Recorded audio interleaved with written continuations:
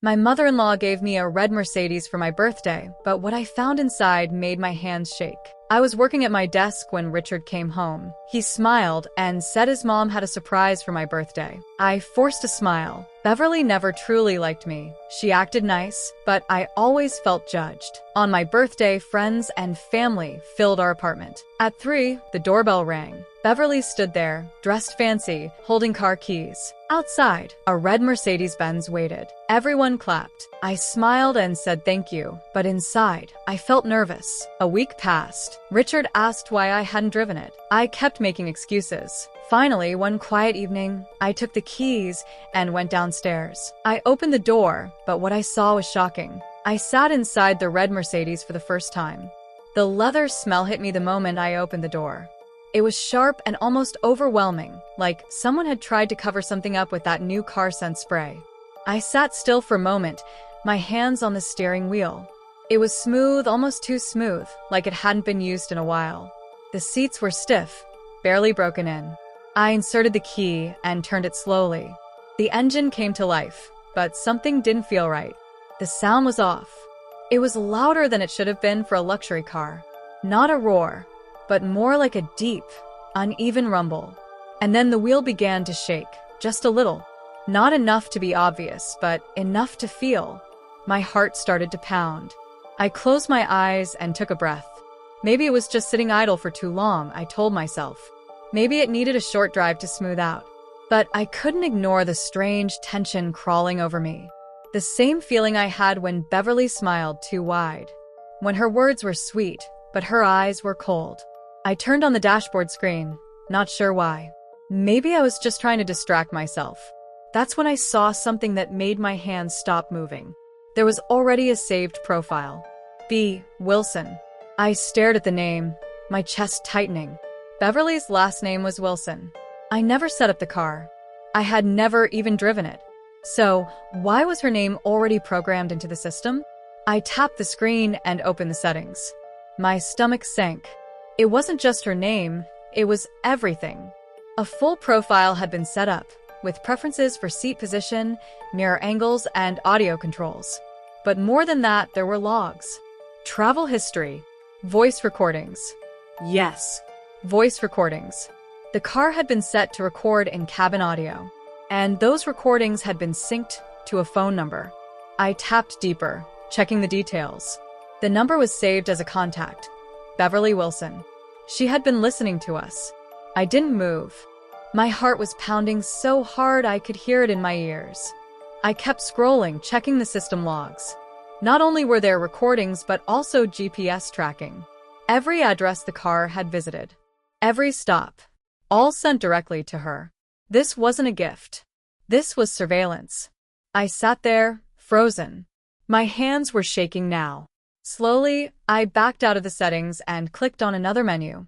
The Vehicle Info tab. I wanted to see if anything else was wrong. That's when I noticed something else. The car wasn't registered as new. I copied the VIN number and entered it into a vehicle history website on my phone. It didn't take long. The results were clear. The car had been in a major crash 6 months ago. The front had been damaged. The airbags had deployed. It had been declared a total loss by the insurance company. Then it was bought at auction, repaired, repainted, and now given to me. I leaned back in the seat, dizzy. This was not just a trap. It was a dangerous one. The shaking wheel, the odd engine noise, the smell that was too strong. I opened the glove box just to see what was inside. There were papers, manuals, and a small black device that didn't look like it belonged. I took a photo and closed the box again. I got out, locked the car, and went upstairs. Richard was in the living room, watching TV. I didn't say anything that night. I needed to be sure. I spent hours online, researching everything: vehicle tracking systems, audio bugs, how luxury cars could be used to monitor someone without their knowledge. What I read made my skin crawl. In the morning, I calmly told Richard we needed to take the car to a mechanic. He looked surprised but didn't argue. Maybe he saw something in my face. Maybe he had always suspected something too, but didn't want to say it out loud. We drove together in silence. When he started the engine, he felt the shaking too. He said, This doesn't feel right. We reached a mechanic that Richard trusted. A quiet man named Brian who had worked on his cars for years.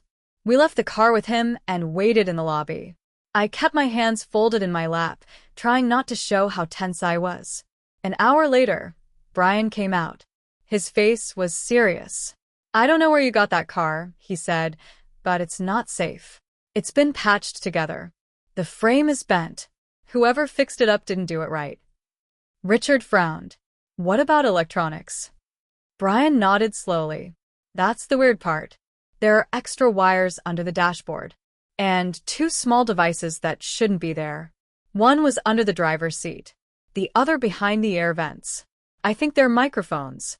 And one's a GPS tracker." Richard turned to me. His face was pale. "You knew, didn't you?" I nodded. We drove home in silence. That night, we sat across from each other in the kitchen. I told him everything about the profile named B. Wilson, about the recordings, about the tracking, about the crash history. Richard didn't say much. He listened. When I finished, he stood up and walked into the hallway. He called his mother. I could hear the phone ringing. She picked up. Her voice was loud enough for me to hear, even from the kitchen. Richard didn't yell. He didn't scream. He just asked her one question. "Why?" Then there was silence. He was listening, nodding. His shoulders dropped, then stiffened. He came back into the kitchen, his hands shaking. "She admitted it," he said. "What?" She said she hoped you'd drive it on the highway. She hoped something would go wrong. She hoped you'd crash. I stared at him. I didn't move. I couldn't speak. Richard's face was unreadable. "She said she thought I'd come to my senses if I lost you." I reached for his hand. He didn't pull away. He looked at me. "We're never talking to her again." And just like that, he cut her off. It wasn't easy. There were messages, voicemails, letters. Some angry, some tearful. All of them ignored. We changed our number. We blocked her from everything. A few friends asked questions. We told them it was personal. They didn't push. Weeks passed. I started sleeping better. I started breathing deeper. I felt lighter. I joined a prenatal yoga class. I walked in the park every morning. Richard and I talked more. We made plans. He built a crib with his own hands. We picked names. We chose colors for the nursery. I started painting again, something I hadn't done in years. Then, one afternoon, as I folded baby clothes in the soft light of the living room, I realized something. Beverly had given me that car thinking it would be the end of something. But it became the beginning of our peace. The beginning of trust. The beginning of a new life. Richard came home early that day. He had flowers in his hand. Not red roses like his mother used to bring, but soft white lilies, my favorite. He kissed me on the forehead. "The car is gone," he said. "Brian took it apart, scrapped the pieces. It won't hurt anyone ever again." I nodded. He looked at me. "I'm sorry." "You didn't know," I said. "I should have." I stood up and hugged him. "We're okay now. That's all that matters." Outside, the sky was turning orange. Inside, everything felt quiet, safe, loved.